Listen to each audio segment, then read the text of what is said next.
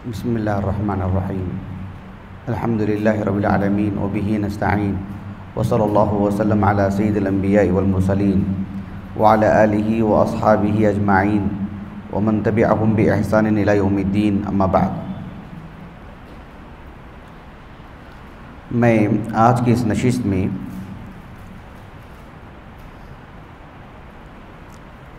सदक़तुल फ़ित्र इस मौजू से मुताल्लिक़ एक बात रखूँगा, इसलिए कि कल एक दिन का रोज़ा बाकी रह गया है, तो इस सिलसिले में हम लोगों को मुतनब्बा रहना चाहिए और जो सदक़तुल फ़ित्र है उसकी अदायगी में जल्दी करनी चाहिए।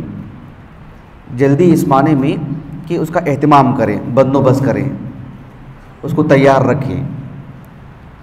और सदक़तुल फ़ित्र से मुताल्लिक़ मैं सिर्फ़ एक बात आपके सामने रखूँगा, वो ये है कि अल्लाह रब्बुल आलमीन ने एक साइम पर, एक रोज़ेदार पर जो सदक़तुल फ़ित्र का मुकल्लफ़ बनाए हैं, इसकी क्या हिकमतें हैं। कुछ हिकमतें तो हदीस में ज़िक्र की गई हैं और कुछ हिकमतें अहले इल्म ने इस्तिखराज करके बताए हैं, वो बातें मैं आपके सामने रखूँगा इंशाअल्लाह। सदक़तुल फ़ित्र एक मुसलमान अपनी जो रोज़ीना की आम ग़िज़ा एक सा के तौर पर जो निकालता है, अदा करता है, इसका जो शरई हुक्म है वो वाजिब है हर मुसलमान पर, मर्द हो कि औरत हो, बड़ा हो छोटा हो, सब पर अल्लाह रब्बुल आलमीन ने इसको फ़र्ज़ करार दिए हैं। बल्कि ये जो सदक़तुल फ़ित्र है इसके वाजिब होने से मुताल्लिक़ अहले इल्म का इजमा है। शुरू दिन से उलमा इसके वजूब पर इजमा नकल किए हैं। क़दीम उलमा में से एक मारूफ आलिम दीन इमाम इब्नुल मुंज़िर रहमहुल्लाह, इसी तरह से इमाम अबू बकर अल-बैहक़ी, इमाम इब्न क़ुदामा, इमाम नववी, अल्लामा इब्न रुश्द रहमहुमुल्लाह अजमाइन, इन सब असहाब इल्म ने कहा कि सदक़तुल फ़ित्र वाजिब है और इसके वजूब पर उलमा का इत्तिफ़ाक़ है। चंद उलमाए मालिकिया से सिर्फ इतनी बात मिलती है कि ये सुन्नती मुअक्कदा है, बहरहाल ये वाजिब है। सदक़तुल फ़ित्र अदा करने की जो हिकमतें हैं, इस सिलसिले में एक हदीस आती है। वो जो हदीस है इमाम अबू दाऊद अस-सिजिस्तानी रहमहुल्लाह अपनी अस-सुनन की किताबुज़ ज़कात में और इमाम इब्न माजा रहमहुल्लाह भी अपनी अस-सुनन की किताबुज़ ज़कात में, इसी तरह से इमाम दारुक़ुत्नी रहमहुल्लाह अपनी अस-सुनन में, इमाम अबू अब्दुल्लाह अल-हाकिम रहमहुल्लाह अल-मुस्तदरक अल-सहीहैन में ये हदीस लाए हैं, जो हदीस मैं आपको सुनाने जा रहा हूँ। और वो हदीस सनदन सही भी है। इमाम दारुक़ुत्नी रहमहुल्लाह ने दिलचस्प अंदाज में इस हदीस की सेहत को बयान किया। हदीस मुकम्मल तौर पर बयान किया अपनी सनद से और कहा कि इस पूरी सनद में जितने भी रुवात हैं, कहा कि लैसा फ़ीही मजरूह, इस सनद में कोई ऐसा रावी नहीं है जो मजरूह है। इमाम हाकिम रहमहुल्लाह ने इस हदीस पर हुक्म लगाया और कहा हाज़ा हदीसुन सहीहुन अला शर्तिल बुखारी। इमाम ज़हबी रहमहुल्लाह ने इत्तिफ़ाक़ किया इमाम हाकिम से। हत्ता कि हाफ़िज़ इब्न हजर रहमहुल्लाह ने भी बुलूग़ुल मराम में इमाम हाकिम रहमहुल्लाह की हूबहू बात नकल फरमाई। आपसे पहले अब्दुल अज़ीम अल-मुंज़िरी ने भी रहमहुमुल्लाह अजमाइन। शेख अलबानी रहमहुल्लाह ने इस हदीस को हसन कहा और इमाम हाकिम रहमहुल्लाह ने जो कहा ना कि अला शर्तिल बुखारी, उस पर नक़द किया, और जिन उलमा ने उनकी मुवाफ़क़त की उन पर भी नक़द किया और बात दुरुस्त है। इसलिए कि अब्दुल्ला बिन अब्बास रज़ी अल्लाह अन्हुमा इस हदीस के रावी हैं। उनके तिलमीज़ इक्रिमा रहमहुल्लाह वो सही बुखारी की रुवात में से हैं, उसके अलावा जितने भी बाकी के रुवात हैं वो सही बुखारी की रुवात में से नहीं हैं। बात चूँकि रिकॉर्ड हो रही है, हदीस पर हुक्म है, इसलिए मैंने बयान कर दिया इसको। ये हदीस हसन दर्जे की है। हदीस के अल्फाज पे गौर कीजिए। अब्दुल्ला बिन अब्बास रज़ी अल्लाह अन्हुमा कहते हैं, फ़रज़ रसूलुल्लाह सल्लल्लाहु अलैहि वसल्लम ज़कातुल फ़ित्र, अल्लाह के रसूल सल्लल्लाहु अलैहि वसल्लम ने ज़कातुल फ़ित्र को वाजिब करार दिया है, फ़र्ज़ करार दिया है, ये लाजिम है, इसको अदा करना ही है। इसकी दो हिकमतें अल्लाह के रसूल ने इस हदीस में बताए सल्लल्लाहु अलैहि वसल्लम। कहा कि तुहरतन लिस्साइम अनिल लग़वी वर्रफ़स, रोज़ेदार से महीना भर बहैसियत बशर, इंसान होने के एतबार से ज़ुबान से उसकी कोई ऐसे वैसे अल्फाज निकल गए, कुछ ज़्यादती हो गई उससे देखने में, करने में, बोलने में, या उसकी अपनी बीवी से मुताल्लिक़ क़ुर्बत जो ममनू रहा है मामला, उसने किसी तौर पर भी कोई क़ुर्बत इख्तियार करने की कोशिश की, इन सब के लिए वो एक पाकीज़ी का ज़रिया है। सदक़तुल फ़ित्र में इतनी तासीर अल्लाह ने रखी है कि महीना भर में बहैसियत बशर उससे जो चूक हुई है नी, सब के सब कल आदम हो जाएंगे, सब ख़त्म कर देंगे रब्बुल आलमीन। सदक़तुल फ़ित्र में इतनी तासीर अल्लाह ने रखी है। एक तो हमारा अपना ज़ाती फ़ायदा बताया गया, एक रोज़ेदार का फ़ायदा, एक फ़ायदा है खारजी, एक खारजी फ़ायदा है जो दूसरों पर होने वाला है। अल्लाह के रसूल सल्लल्लाहु अलैहि वसल्लम ने फरमाया कि तुहमतन लिल मसाकीन, मसाकीन के लिए खाने का बंदोबस्त भी उससे हो जाता है। एक सा अनाज उन तक पहुंचा देते हैं।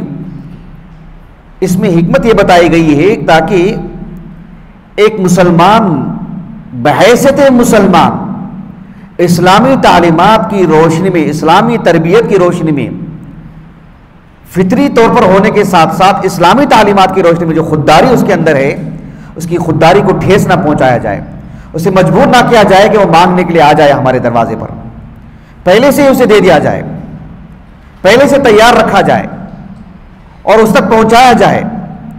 मिस्कीन की तलाश करे और मिस्कीन को दे दिया जाए। आजकल शहर की यहाँ वहाँ हर जगह पर मसाजिद में लोगों का जो है पैसा इकट्ठा किया जाता है, अनाज खरीदा जाता है, बंदोबस्त करके पहुंचाया जाता है। बहरहाल वो पहले से जो होता है वो ये सबसे बेहतर है कि मांगने की नौबत नहीं आनी चाहिए। यही मामला है तुहमतुल लिल मसाकीन, तुहमतुल लिल मसाकीन कहा अल्लाह के रसूल ने सल्लल्लाहु अलैहि वसल्लम। दो हिकमतें आपने बताई। कुछ हिकमतें अहले इल्म ने और भी बताई हैं। एक हिकमत तो ये बताई गई कि इससे रोजेदार की पाकीज़गी का जरिया है, महीना भर के जो उससे गुनाह होते हैं। दूसरा फ़ायदा ये बताया गया कि मुस्लिम मुआशरे में कोई भी मुसलमान ईद की खुशी में वो ज़हनी तौर पर तंग ना हो जाए, अपनी बीवी बच्चों से मुताल्लिक़ वो परेशान हाल ना रहे, उसके घर में भी चूल्हा जले, वो भी खुशहाल रहे। इसीलिए ईद की नमाज से पहले देने का हुक्म दिया गया ताकि ईद की नमाज में वो खुशी खुशी आए, तंग दस्त होकर के ना आए। ईद की नमाज के बाद वो दाएं बाएं ना देखे, ईद की नमाज के बाद वो किसी की जेब पर नजर ना रखे, मजबूर ना किया जाए उसको। ईद से पहले बंदोबस्त कर दिया जाए ताकि वो हमारे साथ ईद में खुशी खुशी शामिल रहे। ये दो हिकमतें हदीस में बताई गई हैं। एक तीसरी हिकमत भी इसी हदीस में है, वो किस नौयत की वो आगे बताता हूं इंशाअल्लाह। पिछली सदी के जो उलमा हैं उनमें एक नामवर आलिम दीन शेख अब्दुर्रहमान इब्न नासिर अस्सादी रहमहुल्लाह, बहुत ही अजीम फ़क़ीह, उनका एक छोटा सा रिसाला है।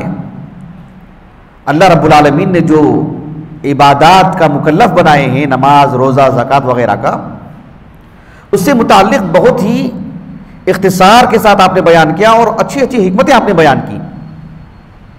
उस किताब का नाम है इरशाद उलिल बसाइरी वल अलबाब लिनैलिल फ़िक़्ही बिअक़रबि तुरुक़ व अयसरिल असबाब। छोटा सा रिसाला है और बेहद मुफीद। उसमें आपने एक और हिकमत ये बताई कि अल्लाह ताला ने इंसान को जो जिंदगी दी है, हमारा जो बदन है, जो पिछले 1 साल से सही सालिम है। हम पिछले रमज़ान में भी बाहयात थे और आज के इस रमज़ान में भी हम बाहयात हैं, सही सालिम हैं। इस एतबार से बदन की ज़कात है। इसीलिए अल्लाह रब्बुल आलमीन ने सिर्फ बड़ों पर नहीं, बच्चों पर भी ज़कातुल फित्र को वाजिब करार दी है। लिल कबीर वलिल सगीर, मर्द पर भी, औरत पर भी, बड़े पर भी, छोटे पर भी, आजाद पर भी, गुलाम पर भी। इसलिए कि इसका ताल्लुक महज रोजेदार से नहीं है, इसका ताल्लुक एक नफ्स से है, एक मुस्लिम नफ्स से, एक मुस्लिम जान से है। कल हिलाल नजर आने से पहले पहले अगर इस दुनिया में किसी मुस्लिम घर में बच्चे की विलादत होती है तो उस पर भी है ना ज़कातुल फित्र। उसके लिए रोजा कहां है?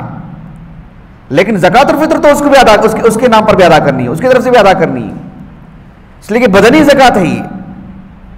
तो इस एतबार से ये एक अजीम बात है कि इंसान को अल्लाह रब्बुल आलमीन ने पिछले साल से इस साल तक जो सालिमियत अता की है, अल्लाह रब्बुल आलमीन ने उसे जो जिंदगी बख्शे हैं, और 1 साल की जिंदगी मिलने की वजह से वो अपनी माफी भी करवा सकता है, मजीद अल्लाह का तकर्रुब हासिल कर सकता है। अगर कोई हमारा हम उम्र गुज़िश्ता रमज़ान में वफात पा चुका है और आज के इस रमज़ान तक अल्लाह ने हमें बाहयात रखा है, तो अल्लाह रब्बुल आलमीन के यहाँ रफ़े दरजात में, बुलंद मकाम में उसका असर है। 1 साल ज़ायद मिलता है, रमज़ान उसकी ज़िंदगी में मजीद आता है, तो उसका जो हम उम्र होता है उसके मुकाबले में इसका मकाम बढ़ जाता है। ये तो नस्स से साबित है, अब मैं उस तफसील में नहीं जा सकता हूं। तो ये एक फ़ायदा है। शेख सादी रहमहुल्लाह ने चंद सुतूर के बाद एक और फ़ायदा बताया।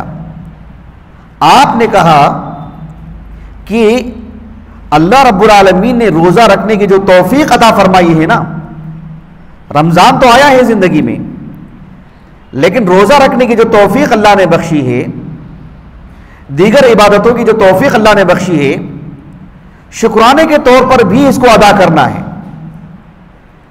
यह भी एक फ़ायदा है। इसकी एक मिसाल आपने ऐसे दी कि एक आदमी हज को जाता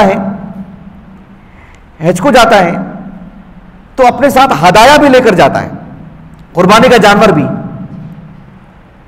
कुर्बानी का जानवर क्यों लेके जाता है? वो यकीनन एक इबादत है, वो तअब्बुद है। लेकिन शरीयत में जो भी अवामिर हैं, जो भी नवाही हैं, अहले इल्म के इत्तिफाक के साथ मैं आपको बता रहा हूं कि सब के सब मुअल्लल हैं। मुअल्लल का मतलब क्या? अल्लाह ताला ने जब किसी चीज का हुक्म देते कि ऐसे करो, तो उसकी इल्लत भी है, बेमाना नहीं। हालांकि रब का हुक्म है, उसमें इल्लत क्या देखना है, उसमें सबब क्या देखना है, लेकिन ऐसा नहीं है। अल्लाह ताला ने कहा कि ऐसा करो तो उसका सबब भी, ऐसा मत करो तो उसका सबब भी है। फर्ज कर लो, मैं एक सिर्फ मिसाल दे रहा हूं आपको। एक लोग कहते हैं, माहिरीन कहते हैं, लोग से मुराद माहिरीन कहते हैं, आप इसको सर्च कर ले सकते हैं गूगल वगैरह में, उलमा ने भी लिखा है इस बात पर। हाफिज इब्न क़य्यिम रहमहुल्लाह ने ज़ादुल मआद में लिखा है, ये जो लिबास है ना, लिबास कहते हैं कि दुनिया में सबसे बेहतरीन लिबास, मुअतदिल लिबास, कीमत की बात नहीं कर रहा हूं मैं आपको, बदन के लिए मुआविन लिबास, बदन के एतबार से सबसे मुअतदिल लिबास, दुनिया भर के किसी भी इलाके में कोई इंसान रहे, उसके बदन के एतबार से, क्योंकि अल्लाह ने बनाया हमको, तो उसके बदन के एतबार से सबसे नफीस और मुअतदिल लिबास गर्मी में, सर्दी में कहते हैं रेशमी लिबास है। लेकिन अल्लाह ने हराम करार दिया मर्दों पर। तो बात है कि अल्लाह ने हराम करार दिया, हो गई बात, लेकिन एक लंबी फहरिस्त आपको मिलेगी उलमा के पास से, भाई क्यों हराम, मर्द के लिए क्यों हराम।